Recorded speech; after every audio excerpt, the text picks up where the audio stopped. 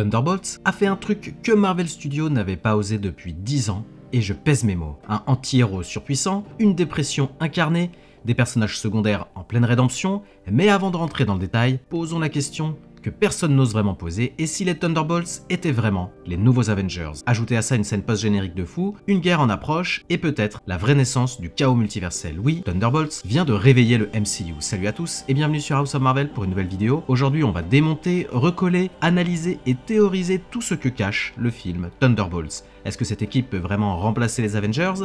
Est-ce que Sentry est le héros le plus puissant du MCU? On va parler aussi de Void, de la métaphore de la dépression, de Valentina et de son plan de nettoyage, et du rôle central de Yelena dans la nouvelle phase du MCU, et bien sûr, du lien avec les 4 Fantastiques et Avengers Doomsday. Préparez le café, installez-vous bien confortablement, je suis Julien, et vous êtes sur House of Marvel. Évidemment, vous vous en doutez, cette vidéo va spoiler tout le film Thunderbolts, y compris ses scènes post-génériques, donc si vous ne l'avez pas encore vu, foncez au ciné et revenez juste après. Pour comprendre à quel point ce film change les règles, il faut revenir à la base. Qui sont vraiment les Thunderbolts dans le MCU? C'est une équipe d'anti-héros créée dans les comics par le baron Zemo pour remplacer les Avengers absents. Dans le MCU, c'est Valentina Allegra de Fontaine, la directrice de la CIA, qui les rassemble malgré eux. Voici la composition de l'équipe. Bucky Barnes, ex-Winter Soldier, vétéran brisé en quête de rédemption. Yelena Belova, petite sœur de Natasha Romanoff, sarcastique et loyale, mais encore en quête de sa propre identité. Ghost, instable à cause de ses pouvoirs quantiques. Red Guardian, parodie vieillissante de Captain America, toujours fun. John Walker, alias US Agent, rejeté après sa chute médiatique. Le film nous fait croire qu'on va suivre une mission Black Ops un peu sale, mais très vite on comprend que ce n'est qu'un prétexte pour introduire 2 éléments cruciaux, le projet Sentry et la Watchtower. Et surtout pour révéler que chaque membre de l'équipe a pour mission de tuer un autre membre, un plan de nettoyage orchestré en sous-main par Valentina pour éliminer toutes les preuves de ses expériences illégales. Mais tout ça, ce n'est que le début, parce que ce film, c'est aussi un tournant temporel, car quelle est la place de Thunderbolts dans la timeline du MCU? Le film Thunderbolts se déroule en 2027, soit un an après les événements de Captain America Brave New World, qui voyait Sam Wilson tenter de recréer une équipe d'Avengers après la crise du président Ross, devenu Red Hulk. On sait que Val fait référence à cette transformation, confirmant que ces événements sont bien passés. Mais attention, la scène post-générique se déroule 14 mois plus tard, donc fin 2028, voire début 2029, ce qui en fait le film le plus avancé dans le temps de tout le MCU. Et ce film, c'est une ouverture directe vers Avengers Doomsday. Et justement, dans cette timeline, un personnage va changer la donne comme jamais, Bob alias Sentry. Robert Reynolds est un homme brisé qui accepte de tester un sérum expérimental. Il devient un dieu vivant, plus fort que Hulk, plus rapide que Thor, mais ce pouvoir a un prix. Le sérum libère aussi le Void, sa part d'ombre. Et plus il devient fort, plus le Void grandit. C'est une métaphore puissante de la dépression. Chaque victoire renforce son vide, son isolement, sa peur. Et le film ose le montrer frontalement par des dialogues où Robert parle à son double sombre, par une esthétique du néant totalement maîtrisée, et dans une séquence où il anéantit tout, puis s'effondre lui-même. Yelena emploie même le mot Void dès la première scène sur le toit. Ce n'est pas juste un monstre cosmique, c'est un mal intérieur transversal à tous les Thunderbolts. Mais derrière ce monstre, il y a un architecte, une stratège, une manipulatrice, et elle est déjà partout. Clairement, Valentina ne veut pas sauver le monde, elle veut le contrôler. Ancienne espionne, aujourd'hui à la tête de la CIA, qu'on avait vu pour la dernière fois dans Wakanda Forever, elle fonde l'OXE, une version dark du SHIELD, et recrute dans l'ombre Taskmaster, US Agent, Ghost,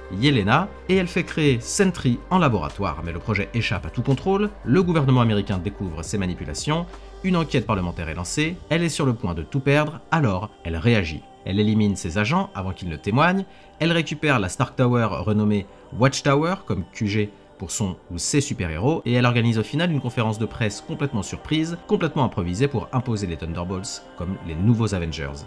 Un coup de com' génial, mais aussi un moyen de légitimer l'OXE comme le nouveau SHIELD probablement, une plateforme pour créer d'autres super soldats. Et au cœur de ce chaos, un personnage fait le pont entre le passé et le présent des Avengers. En effet, si Thunderbolts ose parler de santé mentale, il ose aussi un truc encore plus rare dans le MCU, montrer un super-héros qui devient un homme politique. Oui, Bucky Barnes est désormais élu au Congrès américain, une évolution qui paraît dingue quand on se rappelle que ce gars était l'ennemi public numéro 1 en 2016, accusé à tort d'avoir tué le roi T'Chaka. Alors, qu'est-ce que ça raconte ce Bucky en costard-cravate? Déjà, on le voit au début du film, répondre à des journalistes, tendu, très mal à l'aise, complètement hors sol. On sent que c'est pas du tout son monde. Lui, il est là pas pour faire des promesses, mais pour agir. On sait maintenant que c'est Kevin Feige qui a validé ce choix, précisant que c'était une manière de montrer comment un héros pouvait évoluer quand il ne savait pas où était sa place et tenter de faire des choses bien par les institutions, par la loi, mais rapidement, Bucky comprend que ce n'est absolument pas suffisant. Et c'est là que le script, je trouve, est plutôt malin. Bucky retombe dans ses vieux réflexes, l'espionnage, le terrain, la désobéissance. Il enquête sur Valentina lors de la soirée, il infiltre, il manipule à son tour, et surtout il choisit de reprendre les armes et de mener la révolte contre l'OXE, non pas parce qu'il aime la guerre, mais parce que parfois il n'y a pas d'autre moyen. Ce Bucky-là, c'est un miroir de Captain America, il représente le soldat déçu par les institutions, mais qui continue à se battre pour un idéal même seul, et surtout c'est lui qui réunit l'équipe. Et au fond, c'est peut-être lui le vrai Captain America à ce moment précis du film. Mais Bucky n'est pas seul, parce que pour une fois, tous ces éclopés vont enfin former une vraie équipe. Si chaque Thunderbolt porte une forme de dépression en fonction de son histoire, ils finissent par s'unir, non pas parce qu'on leur ordonne, mais parce qu'ils comprennent que leur salut viendra des autres et c'est un vrai message. Pas de grands méchants à combattre, le vrai combat c'est de survivre à soi-même. Et ici, Thunderbolts démontre que Marvel Studios est tout à fait capable de livrer un film avec un message très fort, très moderne, sans couper dans le spectacle, le divertissement et le fun, et c'est dans cette fragilité que Marvel place sa plus grande promesse, un monde où tout peut basculer. Car la scène post-générique n'est pas un teasing complètement random, c'est un moment pivot, une bascule. On est 14 mois plus tard, les Thunderbolts sont toujours ensemble, mais ils ont changé, ils ont un nouveau costume, une nouvelle dynamique et surtout un nouveau QG, la Stark Tower devenue la Watchtower, et le QG des New Avengers, a priori sponsorisé par l'OXE, un branding assumé et officiel, et c'est là que Bucky lâche la bombe. Sam Wilson et lui sont en froid après une discussion a priori houleuse sur la légitimité des New Avengers. Et juste après ça, une alerte interdimensionnelle arrive, un vaisseau inconnu traverse l'atmosphère, Yelena capte l'anomalie et sur la coque du vaisseau, un symbole bien connu, celui des 4 Fantastiques. Ils arrivent depuis un autre univers, il fuit a priori une menace, et cette menace, c'est probablement Galactus. Cette scène, c'est le pont direct vers Avengers Doomsday, un moment à la fois intime, l'équipe dans sa tour, entre loyauté et défiance, et cosmique, le multivers qui craque, littéralement. Et là, on se dit une chose, le calme est terminé, le chaos commence. Mais ce que cette scène cache, c'est bien plus qu'un changement de nom, c'est un cataclysme annoncé. Mais si tu pensais que la scène post-générique de Thunderbolt servait juste à teaser l'arrivée des 4 Fantastiques, détrompe-toi. En vérité, le film déverrouille une multitude de storylines cruciales pour la suite du MCU.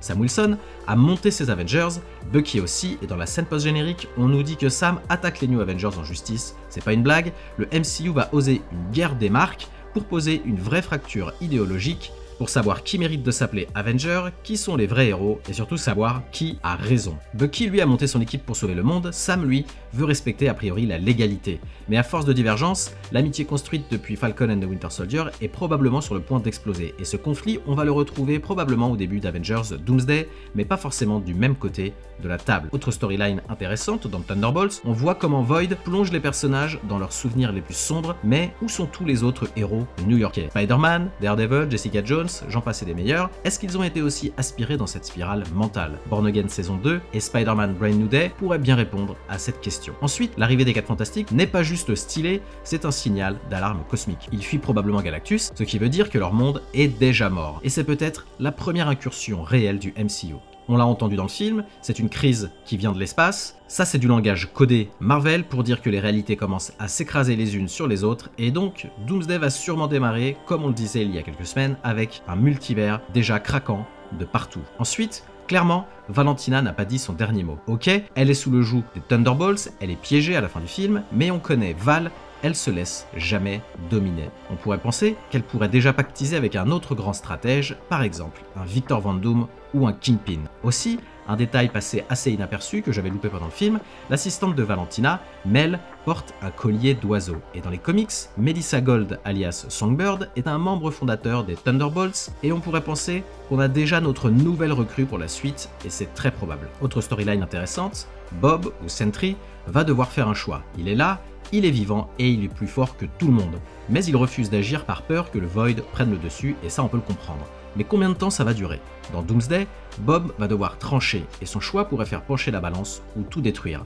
Et je me demande si on pourrait avoir un début de Doomsday avec un Doctor Doom qui tue Bob de la même manière que Doctor Doom tue Thanos au début de Secret Wars dans les comics. Autre idée intéressante, les Thunderbolts seront probablement les premiers à rencontrer les 4 Fantastiques. Et oui, pas les Avengers, pas le Shield, pas le Sword, ce sont Yelena, Bucky, Ghost et John qui vont probablement rencontrer en premier Reed, Sue, Ben, Johnny et probablement Franklin. Et ça pourrait complètement changer la dynamique de Doomsday.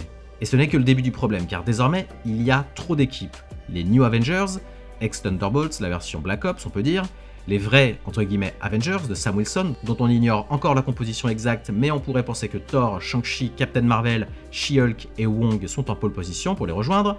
Ensuite il y a les Young Avengers en formation avec Kamala, Kate, Cassie Lang et peut-être probablement Wiccan, et maintenant les 4 Fantastiques, sans compter les X-Men des anciens films de la Fox qui arrivent aussi dans Doomsday. Et là on sent arriver le drame, trop de leaders, trop d'univers, trop d'ego, c'est plus une équipe de super-héros, c'est une foire d'empoigne cosmique, et tout ça va s'écraser probablement dans Avengers Doomsday. Marvel n'assemble plus les héros, il les met en collision et au milieu de tout ça les Thunderbolts auront-ils encore une place? Et comme si ça ne suffisait pas, Thunderbolts nous laisse aussi avec un paquet de mystères encore irrésolus. Alors voici les grandes questions qui restent en suspens pour moi après le film. Ok, c'est un fait maintenant, on a adoré Thunderbolts, mais soyons honnêtes, ce film ouvre autant de portes qu'il n'en ferme. Et maintenant que la poussière est retombée, il reste une dizaine de questions brûlantes auxquelles le MCU n'a pas encore osé répondre. Première question, qui est le président des États-Unis aujourd'hui dans le MCU?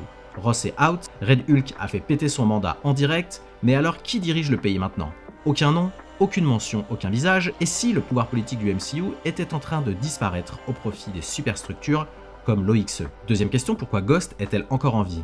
Dans Ant-Man and the Wasp, Ghost était au bord de la mort, dépendante des particules quantiques. Puis Janet a été blippée, Scott a disparu dans le royaume quantique, alors comment a-t-elle survécu et surtout, ses pouvoirs sont-ils encore instables ou est-elle guérie? Et comment? Mystère total. Troisième question, pourquoi Bob a-t-il survécu à l'expérience Sentry? Tous les autres cobayes sont morts, Valentina croyait même que Bob était mort lui aussi, alors pourquoi lui? Et encore plus flippant comme question, et s'il n'était pas le seul survivant de ce programme Sentry? Autre question, que contiennent les Shame Rooms des autres Thunderbolts? On a vu celle de Yelena, puissante, émotionnelle, centrée sur le traumatisme de la Red Room. Mais qu'a vu Bucky, Ghost, Red Guardian? Est-ce que Void a révélé quelque chose d'encore plus sombre que ce qu'on imagine à ces personnages-là? Autre question, d'autres héros de New York ont-ils été piégés par le Void? Car il a balayé tout Manhattan, donc logiquement, Spider-Man, Daredevil, Jessica Jones, Frank Castle et encore plein d'autres ont forcément été touchés. Peter a-t-il revécu la mort de Tante May, peut-être aussi celle de Oncle Ben? Frank a-t-il revu sa famille? Daredevil Born Again saison 2 aura peut-être la réponse à ces questions. Nouvelle question, que font les New Avengers dans une ville gouvernée par Wilson Fisk? On se souvient tous, Wilson Fisk est le maire de New York, il déteste les super-héros, et que font les Thunderbolts? Ils s'installent dans l'ex-Avengers Tower, rebaptisé Watchtower, en plein cœur de sa ville. Clairement ici, on sent venir la confrontation. Autre question, pourquoi Sam Wilson s'en prend-il à Bucky? Ce n'est pas dans son caractère et pourtant il dépose un copyright Avengers pour barrer la route aux New Avengers. C'est un move brutal, presque mesquin, indigne de Sam Wilson et de Captain America, mais est-ce un vrai conflit d'idéaux ou le début d'une guerre civile entre anciens frères d'armes? Autre question, qui est vraiment dans l'équipe des Avengers de Sam Wilson? Si Sam monte sa team, qui a-t-il recruté? Shuri, Shang-Chi, Wong, Captain Marvel, Thor? Les candidats sont nombreux. Avec Doomsday en approche, les pièces doivent s'assembler maintenant. Mais pour l'instant, Marvel garde tout ça sous silence. Et dernière question, qui est réellement à bord du vaisseau des 4 Fantastiques? Le logo est clair, mais on ne voit jamais à l'intérieur. Et on pourrait penser que ce n'est pas Reed, Sue, Johnny et Ben qui arrivent, mais peut-être Dr. Doom lui-même. Et si la Watchtower venait d'ouvrir ses portes au plus grand vilain du multivers? Et quand on assemble toutes ces pièces, une image commence à se dessiner. Thunderbolts, c'est pas un film de transition, c'est un signal. Il assume que les héros sont cassés, le monde est complètement flou, l'institution ment, et le vide intérieur peut tout dévorer. C'est un film qui parle de toi, de moi, du vide qu'on a tous en nous et de ce qu'on fait avec. À vous de me donner votre avis maintenant. Qu'avez-vous pensé de ce film Thunderbolts? Est-ce que vous pensez que cette équipe mérite vraiment le nom des New Avengers? Est-ce qu'on assiste à la naissance de nouveaux super-héros? Faites-le moi savoir en commentaire et n'hésitez pas à me faire parvenir vos théories, j'adore les lire et en débattre avec vous. Et comme d'habitude, merci d'avoir regardé cette vidéo. Si elle vous a plu, merci de la liker et de me donner votre avis en commentaire. Aussi, pour ne pas louper mes prochaines vidéos, abonnez-vous et activez les notifications. À la prochaine sur House of Marvel.